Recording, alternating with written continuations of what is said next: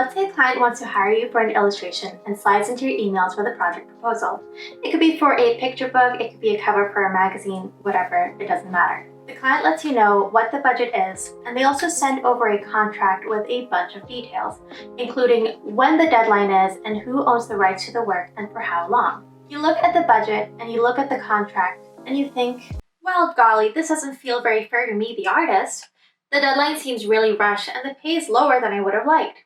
But I still want to work on this project, and it's not like I can say anything about these terms, so I guess I'll just sign the contract. I mean, that's my only option as the artist, right? Wrong. If you're new to this channel, hi, I'm Anoosha Syed. Despite that stunning intro, I'm not an actress, but I am a professional illustrator and character designer for animation. I've illustrated over 20 picture books with some of the top publishers in the world, and I've worked with clients including Disney, Netflix, and Google. And today we're going to be talking about negotiation. Now, you might be thinking, Anoosha, I'm an artist. When am I ever going to need negotiation skills? That sounds boring and I don't like it. Well, you know what? It is boring, but it's important, so shut up and take notes. As a freelance illustrator, you're an artist, but unfortunately, you are also a self-employed business person, which is why it's important to educate yourself on all the boring bits of the job. Things like finance and taxes and time management, contracts, and communication. In my last video, I made a super long guide on how to price your work fairly as an artist.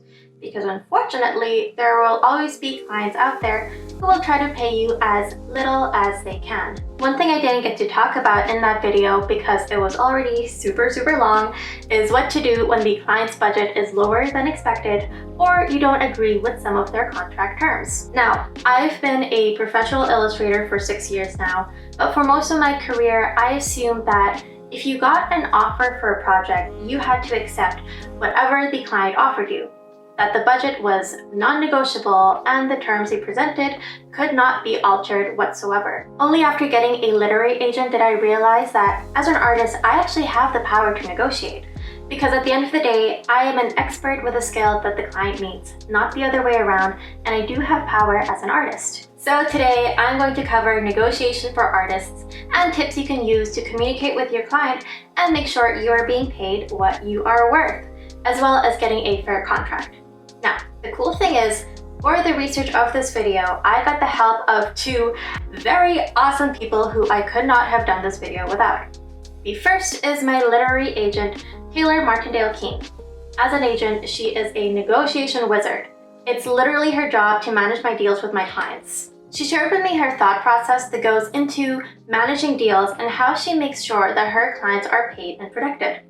And secondly, Mallory Grigg, who is the art director at Macmillan Publishers.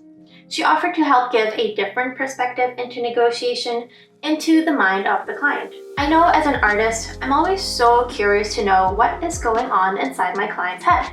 And Mallory was helpful in offering a different point of view.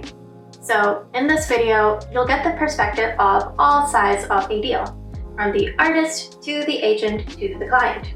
So a big thank you to both of these awesome ladies. This video is going to be split into 3 main topics. Part 1 will cover how to prepare for negotiation. Part 2 will be the negotiation itself. And Part 3 will cover how to deal with tactics used by clients. This is going to be another super long video, so I included timestamps in case you wanted to skip ahead. Also, this video will assume that you already know how much your work should cost, and I'll only focus on negotiation tactics to help you reach your pricing goals. In case you wanted to learn more about pricing your work, I already made an in-depth video guide, which I will link to below. Finally, if you haven't already, please give this video a like and consider subscribing to my channel. I make lots of videos about the business of illustration, as well as some chill studio vlogs sometimes. Anyway, let's get started. So let's say a client finds your work online and emails you for a new project that they think you'd be a perfect fit for. The art director will introduce themselves and give a description of the project, and sometimes they'll let you know immediately what the budget is. In publishing projects, it's pretty standard that they'll tell you how much the advance is in their introduction email, but of course that isn't the case in every illustration industry. Well, great, you have an inquiry and maybe a possible project. But what now? Maybe the budget they sent over is lower than you expected, and you don't know how to ask for a better offer. Or maybe they haven't told you what the budget is, and you don't know how much they're willing to pay you. As I said before, you have the right to negotiate.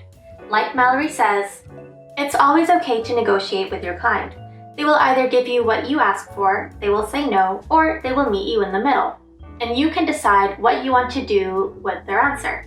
I've never known a publisher to walk away from someone who wanted to negotiate. If someone doesn't respond openly to a question about a contract, they might not be the best client to take on.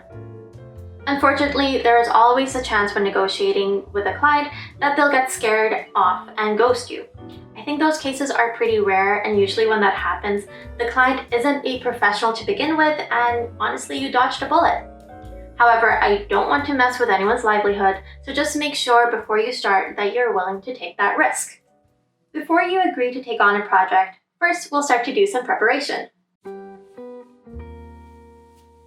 I think it's easy for new freelancers to feel intimidated by their client or believe that the client is the one who holds all of the cards because they are the ones who decide whether or not you get a job. And if you think like that, you might believe that you don't have the right to negotiate and that you should be happy with whatever you get. But this mindset is totally wrong because as an artist, you actually hold an extreme amount of power. The most important thing to remember is that you are an expert being contacted specifically for a skill that the client does not possess. Even if the client is considering other artists for the gig, they contacted you for a reason. Your expertise is your leverage as well as the value that you bring to your client.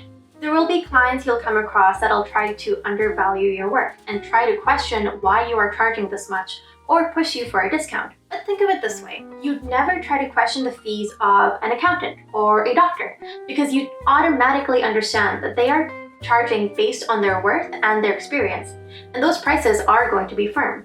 Sometimes the problem isn't that the client is maliciously undervaluing you, but more that they don't really understand what the value of your work is. That apart from the finished product, you are also going to be factoring time, your experience, your expertise, your creative input, any additional materials and tools, maintaining a studio space, and so much more. Because of this, one of the main strategies we're going to use today is that we are trying to convince the client that our artwork is going to be bringing them value. Of course, your artwork itself should be convincing enough, but another thing that helps is your overall attitude and professionalism. Confidence is key, and while some clients might be intimidating, it's important to stand up for yourself and your work. It's okay if you're nervous. Literally, all you have to do is fake it. And it's so much easier to do over email where you can get your friends to double check your responses before you send it out, because I've totally done that before. I try to be as formal as I can in initial conversations. And it's fine if later on in the job I get more and more casual. But at the beginning, you do want to appear professional, like you know what you're doing. And more importantly, set boundaries.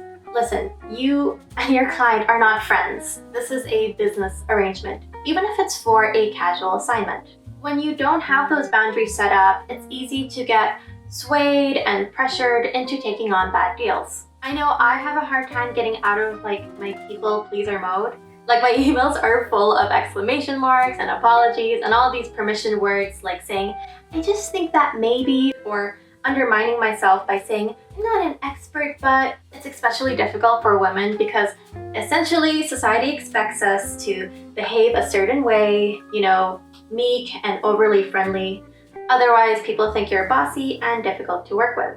It's hard to unlearn, but when writing your emails, try to be a bit more assertive with your language and don't apologize for yourself. Before we even discuss contracts and money, you need to try to get as much information as you can. Sometimes you'll get a client emailing you and asking, hey, I'm interested in an illustration for my bakery business. How much would that be? There is no way to answer this question right now because there's simply not enough information. How complex is the design? How long are you using it for? Is it just for your website or will it be used for product branding? Like I mentioned in my pricing video from a while back, it is difficult to come up with a flat fee for a project because so many factors will determine your price. You need way more information than just, it's an illustration for my bakery. Could I get a range or an estimate? Without knowing all of the details of the project, you could end up giving the wrong estimate. If you give the client an estimate at the beginning, later on, once you've gotten more information and properly calculated how much the illustration should cost, the client will get frustrated that it's higher than what you originally stated. I would also avoid giving a range like $200 to $500 because the client will only hear the lowest number and aim for that. Because of this, we don't want to rush into giving the final price until we know the full scope of the project and get as much information as we possibly can. Here are some questions you can ask your client to get a better understanding of the project and determine how much value you're bringing to the client. The full project description. Who is it for? Why? Target audience, complexity, etc. What are the client's goals and what are they trying to achieve with this project? What effect will the project have on the company? What are the deliverables for this project? Like, what are you sending over? What is the overall schedule and the deadline? What are the usage and reproduction rights? Meaning, how does the client want to use the artwork, where, and for how long? What expenses are involved? Things like travel, supplies, and equipment. And who pays for them? Apart from using this information to calculate your rate, you can also use it for negotiation because sometimes the client knows what they want but not what they need. Using your research, you can figure out solutions for your client. For example, the bakery owner client might ask for art for their branding, but the client's budget of $300 is not meeting your fee goals. You normally expect $600. Through your questions, though, you will learn that the baker initially wanted to use your illustration on all of their cake box packaging, but now the client is worried about the full color printing costs. Remember, in a lot of cases, the client is not the expert on art, you are. And this is where your expertise will come in handy. You suggest that you could illustrate a black and white drawing instead of full color, which is worth $300, but the black and white will be much simpler for you. This way, the client will lower printing costs on their cake boxes going from full color printing to black and white printing, and you'll be paid fairly. It's a win-win and you've provided more value to the client. Getting information is important because you don't want to assume anything. It can easily lead to misunderstandings later on. The more you communicate, the better, and this is true even beyond the negotiation process. When I was starting out, I was so nervous about asking questions because I thought it made me seem like I didn't know what I was doing. But then there would be misunderstandings, and I deliver work that was totally wrong and a complete waste of both my time and the client's. It's also okay to ask questions if you're unsure about anything in the contract or the process. You will not be fired because you are doing something for the first time. A client would much rather work with a brand new illustrator that asks questions when they need guidance rather than an experienced illustrator that thinks that they know everything and makes mistakes that could have just been avoided if they had asked. I actually think it's important to reflect and understand why you want to take on this particular project, to list out your priorities and what's important to you. Because eventually, it'll help you figure out how much it's worth fighting for or worth giving up. Money is probably going to be the biggest factor in choosing a project, but there are other selling points that might be drawing you in. For example, it's a high-profile project with a huge audience. The schedule is relaxed. Maybe there are perks like travel or events or gifts. The client is really cool. They're giving you full creative control. It's a stepping stone project, like maybe it's a smaller project right now, but it could lead to doing bigger work for the client in the future. The workload is minimal and could be a quick assignment you squeeze between your other ongoing projects. It's for a client you want to keep a good relationship with. It's for a cause you really support. The project itself is just really, really cool and fulfilling. Sometimes the only reason you want to take on a project is because of how much they are paying you. But sometimes you just want to work on a project because it's really cool. And you still think it's worth it even if the pay isn't great. I know I've definitely taken on projects in the past lower than my usual rate because it's with a dream client or there are other perks like high royalties or travel to cool places. Like my agent Taylor says, I'd recommend looking at the deal as a package rather than focusing on just one element. The best thing I aim for when negotiating is improving the overall package of the deal, not simply getting more money or higher royalties. We look at the deal for the long-term benefits it will bring to the artist, not only one element. The conversation I have with my artists is about prioritizing what's the most important for a particular project. Editor, house, money. Maybe the schedule isn't ideal, but the advance is high enough that it's a project worth taking, as long as you can still reasonably deliver, of course. Or maybe the advance isn't exactly what you'd like, but they're offering strong royalties and so on. If your main goal is money, then definitely negotiate that as high as you can. But if there are other factors you're interested in, you'll have a bit more to work with in terms of negotiation. Things like paid travel, company swag, promotion. These are things you can ask for and you're more likely to get if your client thinks that they'll save money. However, unless you're financially set, I've already mentioned in my previous pricing video that you should never work for free. So even if it is a dream project, I would hope that you are still being paid at least a minimum wage. Now that we know your priorities, it's time we figure out the minimum you'd be willing to work for before you walk away from the project.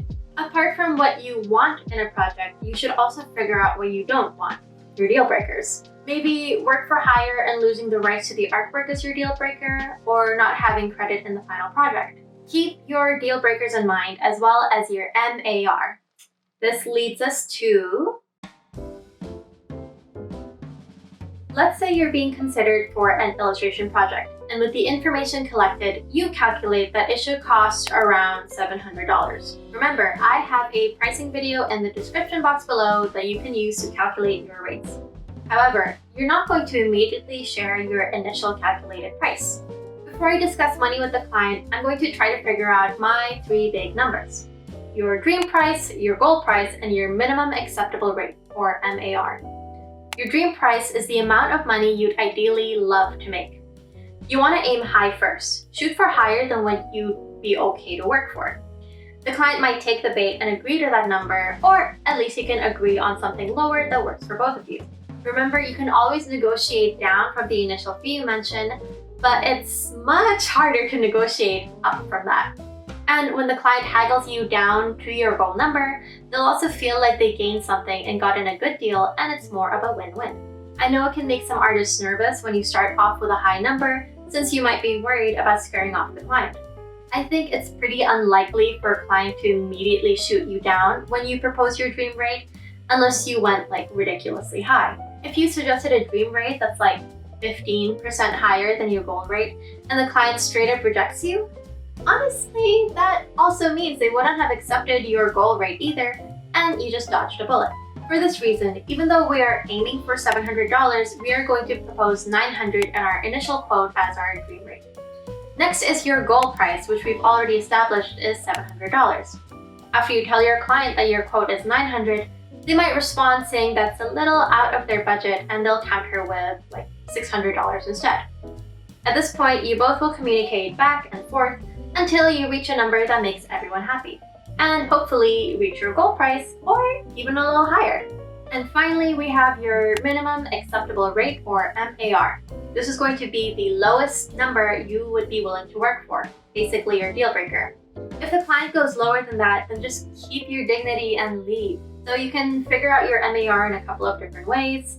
It could be like what the minimum wage is in your area. It could be the minimum you need to earn to sustain your freelance business and support yourself. It could be the lowest end of the range you would see for your industry for that particular type of project. For example, we'll say our MAR is $500. If the client insists on paying you below this number, then you know it's time to walk away. So it's important to have this MAR in mind before you start negotiation, because it's really easy to become convinced to go below that number.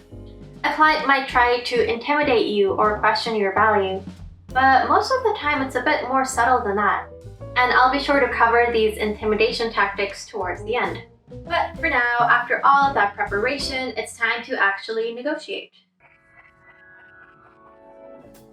While some people prefer to leave money talk at the end after you've established a stronger relationship with the client, I actually think it's better to get it done as early as you can. Right after you have all of the information you need to know what this project is worth, it's best to just get right into the financials. My reasoning is that you really don't want to waste your time or the client's if it turns out you guys are not on the same page. You could spend weeks and weeks discussing details and schedule and whatnot with a new client, and then when you finally talk about money, you both realize you had completely different expectations on what this project would cost. It could be totally out of budget for the client, and it's not their fault. All that time could end up being a total waste, especially if it means that you missed out on other projects during that time. What's your budget? Ideally, the client will approach you with their proposed budget in mind for the project. But like I mentioned in my pricing video, no one wants to be the first person to set the price because that establishes the baseline. While in publishing projects, the art director will normally introduce themselves in their initial email with an offer. A lot of clients will ask for a quote instead of outright saying their budget. This can be for a couple of different reasons. It could be because they actually have no idea what this should cost, or because they hope that your quote will be much lower than their budget and they'll save some money, or because they actually want to pay you fairly and they just want to know what your price is. Whatever the reason, it can be helpful to try to get the client to tell us their budget first. Sometimes a client will say a price that is higher than what you were thinking of charging them, which is great because it's very common for artists to not know what standard pricing rates are and end up undercharging themselves. If the client's quote is close to your estimated rate, it makes it super easy to negotiate. You're already halfway there. And if the client's budget is much lower than your rate, then you'll know that this project might not work out. Remember that when they tell you their budget, you do have the right to try and negotiate that. Usually when a client presents their initial budget, they've already prepared that you might move up on the fee. Sometimes the client is able to find more money in the budget. In publishing, this usually means that they decide to cut special effects from the book or are limited to what they can do with the rest of the deal package. But sometimes the client's budget is absolutely fixed, so you shouldn't try to push it.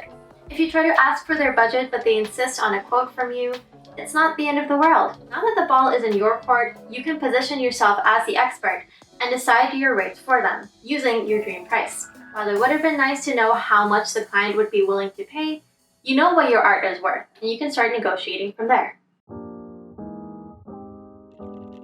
The ideal scenario for any negotiation is the win-win, where both you and the client agree on the project and are left mostly happy. However, it's important to remember that both sides of the negotiation are always going to be looking out for themselves first. And if you go into talks with the mindset of win-win, you might give more than you get. While it's good to try to make the client happy, don't forget to protect yourself and the rights to your work. There's definitely a balance to this. Protect yourself and try to reach your wage goals, but don't burn bridges in the process. If you're squeezing out every last cent from your client and overall being really aggressive, while you might win this battle, in the long run, your relationship with this client is not going to last long. Ideally, you want to continue working with this client in the future, which brings me to... So when I think of negotiation, I think of lawyers on TV yelling and fighting and being like overly dramatic. It makes good TV, but it's not that practical in real life. If you go into the mindset of having a really aggressive negotiation where you're rude and combative and ruthless, maybe you do end up with what you want. But remember, when all the negotiation is done, you're still gonna have to work with a client on that project and you might not get hired again. Remember that your clients are people too, and they want this deal to go well just as much as you do. They came to you because they want to hire you. It won't work out well for an illustrator who approaches negotiation like a battle and sees the client as an enemy rather than someone to collaborate with. I'm going to make a separate video in the future on etiquette for artists, but the main thing to remember is that being good at art isn't the most important factor that gets you work consistently. It's actually being good to work with. And I don't mean being a pushover and sucking up to the client. I just mean being a professional. This is true for most jobs. Even if you are the best artist, if you have a rude attitude and submit work late, don't work well with your team, and are just generally really unprofessional, your clients will remember that and they won't hire you in the future. Both when working on the project and also before the project begins, you want to be a professional and maintain a good relationship with your client. With a good relationship, your clients will keep coming back for more business, recommend you to their colleagues, and praise you highly. If you treat your client like the enemy, that's not gonna happen. So when you're negotiating with a client, be open to communication and don't force anything. If you ask for something and get a firm no, don't push it. The answer is not going to change, and it's best to leave that point alone or decide to walk away from the project. If you and your client decide that there isn't a middle ground to meet on, that's okay. Wish them well and know that it might work sometime in the future. Unless I had a horrible experience with a potential client, I never burn any bridges. Maybe it didn't work out on this particular project, but you never know what the future brings. That client might have another project with a better package down the line, Or the client might transfer to a different company with larger budgets. Valerie sums it up really nicely. The thing to keep in mind is that this isn't the only project that art director has on their list.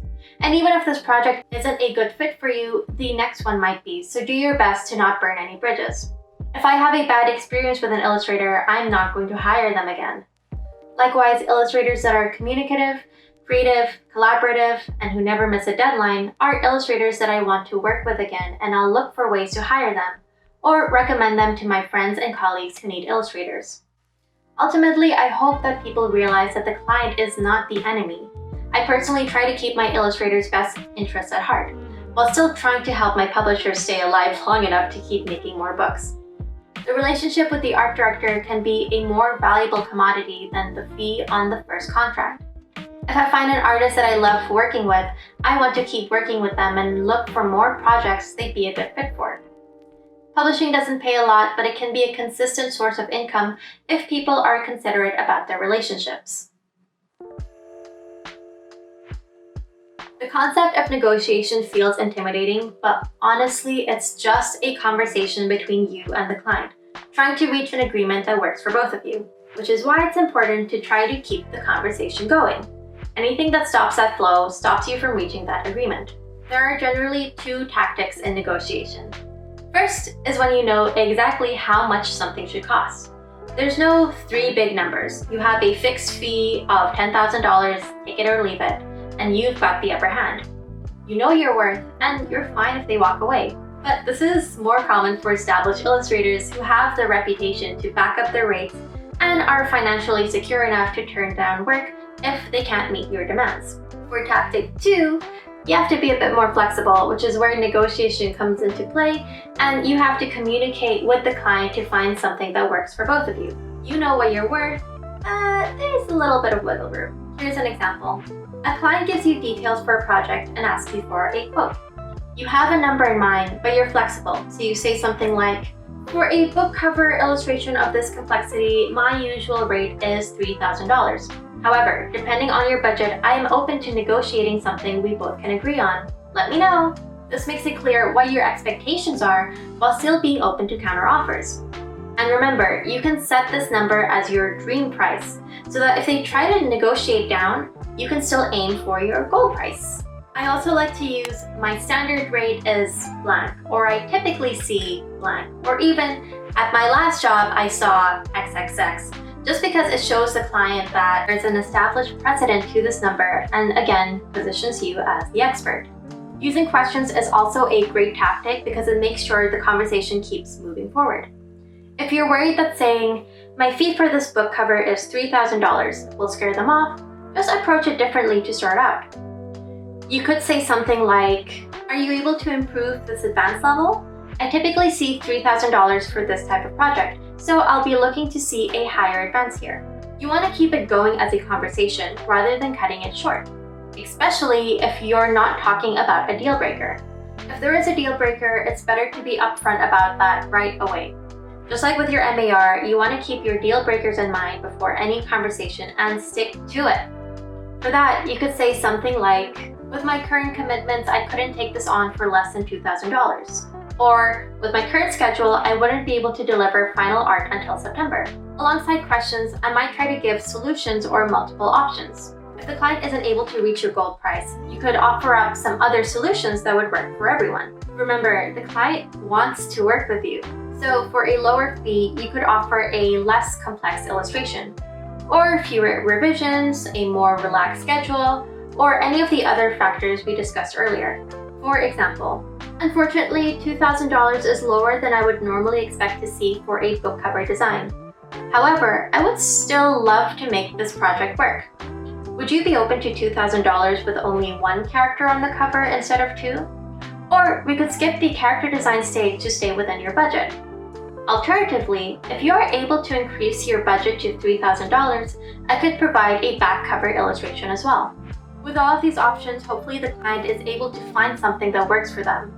Either you get paid a little less, but the workload is decreased too, or maybe you get your goal price and the client gets some additional illustration work out of it. Win-win! So in my last example, I gave the client a couple of cheaper alternatives and gave one option where the client got a little more than they initially asked for. I want to make it clear that I am not giving discounts.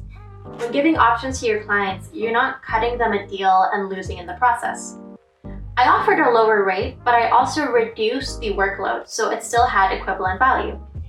And while I did offer a back cover illustration, I would provide something simple so that the overall payment still matches the workload.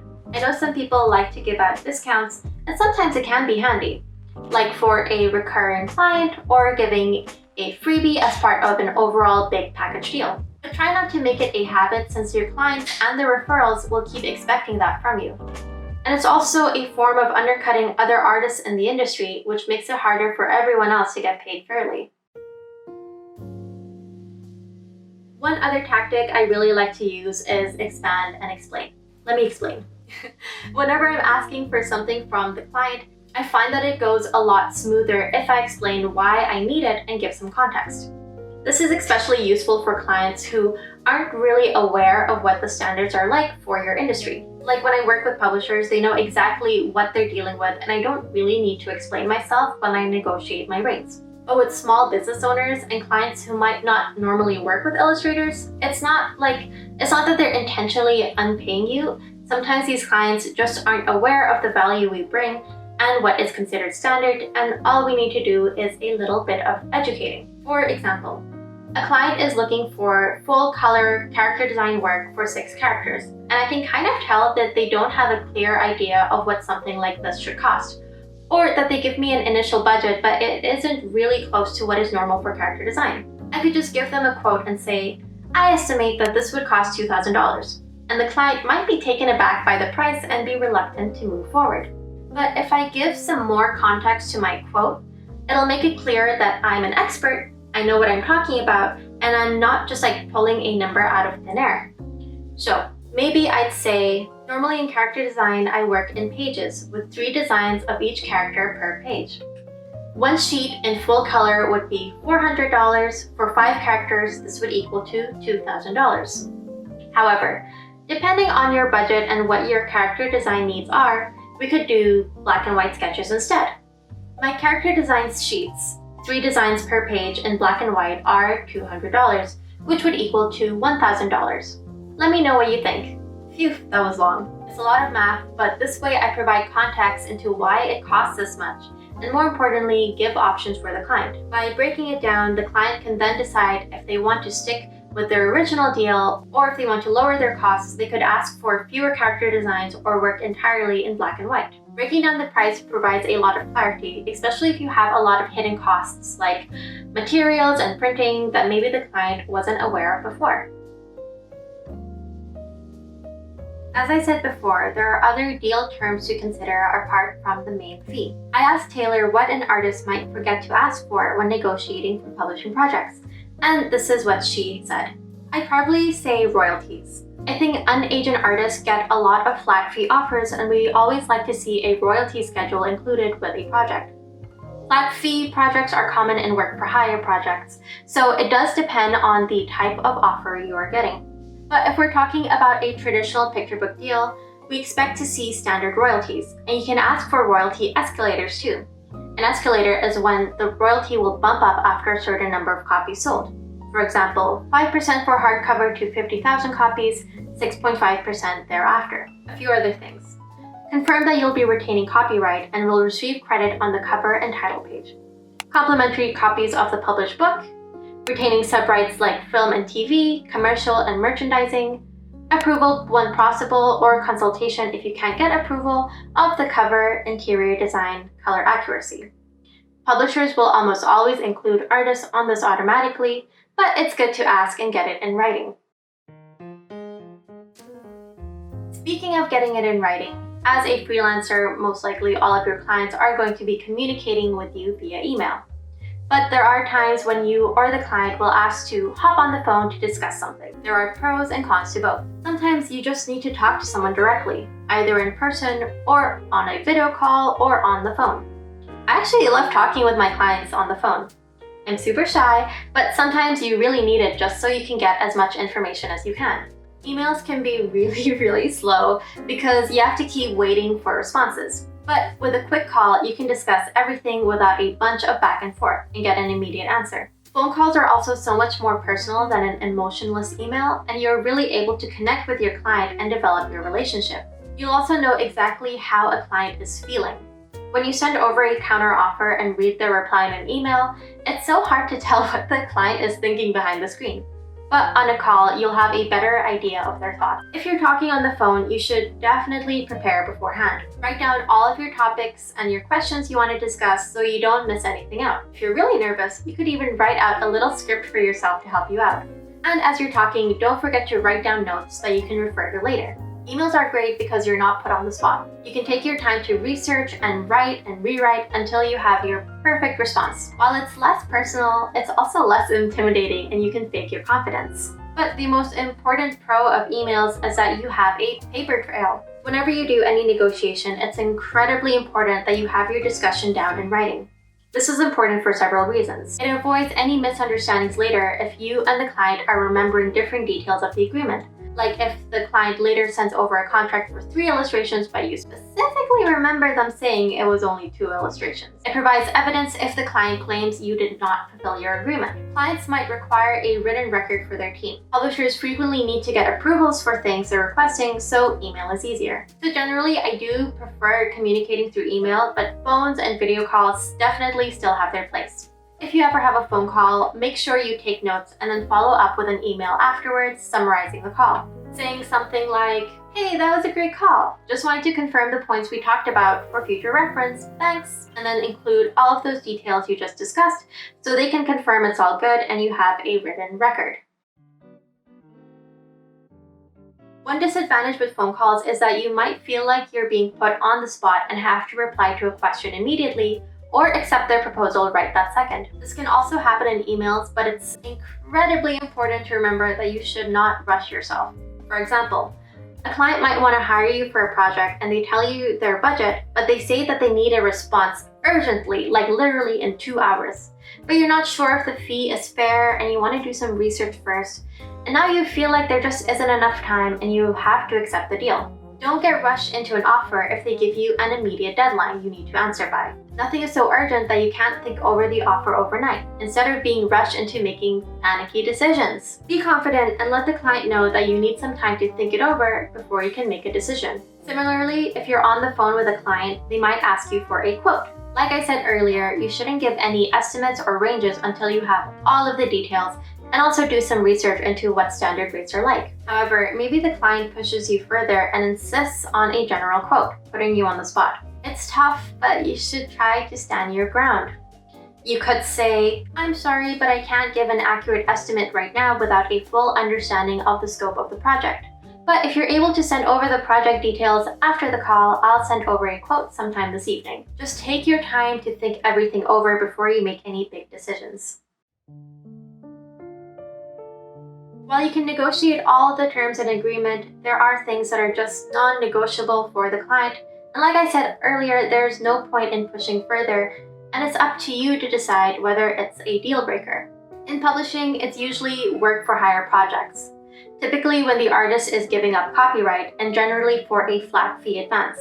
In that situation, you just have to decide whether the advance is good enough to accept those terms. Even with all of that negotiation, sometimes you both realize that the deal just can't work out, and that's okay. Maybe their budget falls below your minimum acceptable rate, or there is a deal breaker in the negotiations, either from you or the client, or you just have a bad feeling about the project. While it's frustrating to lose a potential job, remember that it's okay to walk away.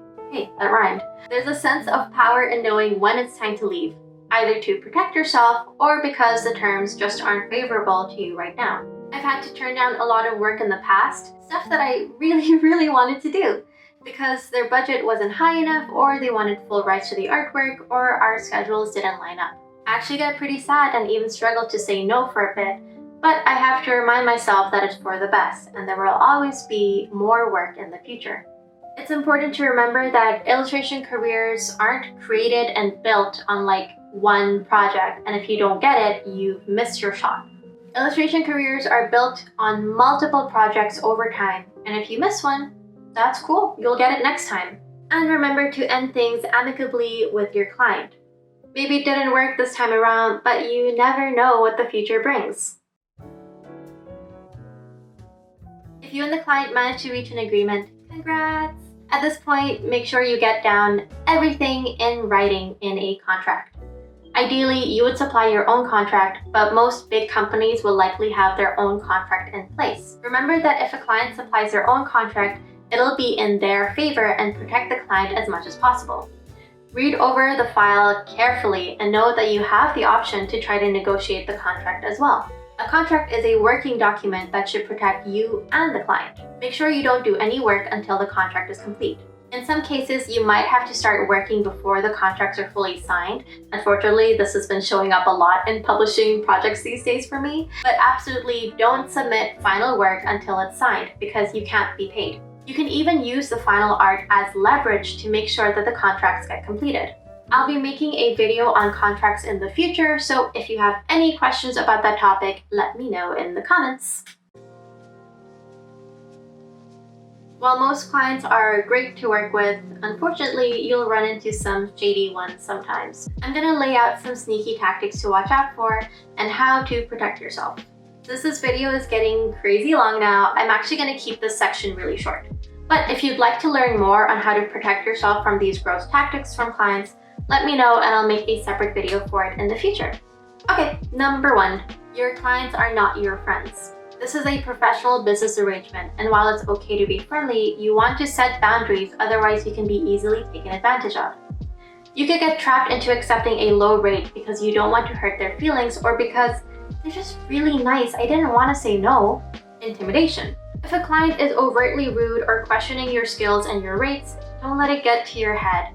Your art is worth your quote, no matter what they say, and don't be intimidated out of your expertise. Remember, you are the expert and they came to you specifically for a skill that they don't have. We can't afford you. If the client's budget doesn't match your needs, it's literally not your problem. You are not responsible for a client's limited budget. If they ask you to lower their fee because they don't have the money, that's their problem, not yours. If they can't afford you, they can't afford you, and that's okay. But asking you to lower your value for them is disrespectful, and either they can try to increase their budget or understand that they can't afford you at this time. One last thing to note, it can be pretty intimidating negotiating on your own. But if you have an agent, they can handle it all for you so you won't have to.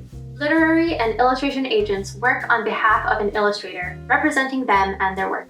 I like to say that they basically take care of all of the boring stuff so you can focus on creating art. This includes business aspects like the finances and communications with the client. They'll also find new work for you. Since agents have a better understanding of the industry and what standard rates are like, your agent can fight for a higher fee using their knowledge and past experience working with so many previous clients. Another thing to note is that in publishing, an unagented artist is going to receive the publisher's basic boilerplate contract, which is their standard company contract. A basic boiler from a publisher is aiming to take control of as many rights as possible in the project for the client, for the publisher. So you often see artists giving up a lot of control to the publisher. Because agents have an established relationship with publishers, they would have years and years of negotiated boilerplate and precedent. Things that they've improved and negotiated over multiple projects for multiple artists. I definitely know that with my current agent, I'm getting paid way more than what I would have on my own. Like, I can literally look at all the projects I've worked on and see a huge jump in fees before and after getting an agent.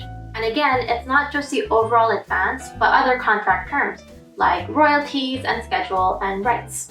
Of course, not everyone needs an agent, and actually, my agent only deals with publishing-related projects. For all of my general illustration projects, I'm on my own, so I still have to deal with negotiation now and then, unfortunately. If you'd like to learn more about agents and how to get one, I created 2 whole videos on this topic, which I'll include links to below.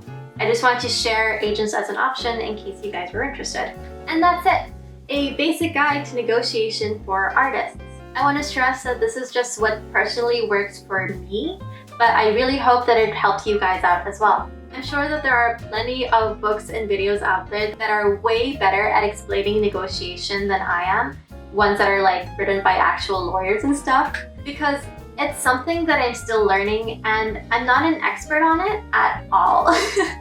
But I wanted to just create something that was specifically for my artist friends who are as clueless as I was when I was starting out. And as a reminder, please don't forget to like this video and subscribe to my channel. Like I said, I have so many awesome video ideas that are coming up, like contracts and etiquette for artists, my favorite Procreate brushes, and so much more. This YouTube channel is like a labor of love, and I'm just trying to create educational, accessible content for you guys. And so yeah, I love all of your support, love you guys, and it's really, really awesome. So please, yeah, subscribe to my channel. If you want to see more of my work, I am at Foxville_art on Twitter and Instagram, where I do most of my daily updates and ask for your opinions on new videos. And my website is AnooshaSyed.com, and my online store is there too.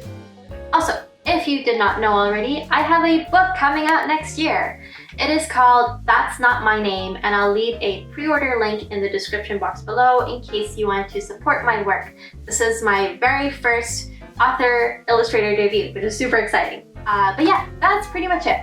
I hope you guys enjoyed this video. Please let me know if you have any questions or ideas for future videos. Thank you so much for watching. Bye!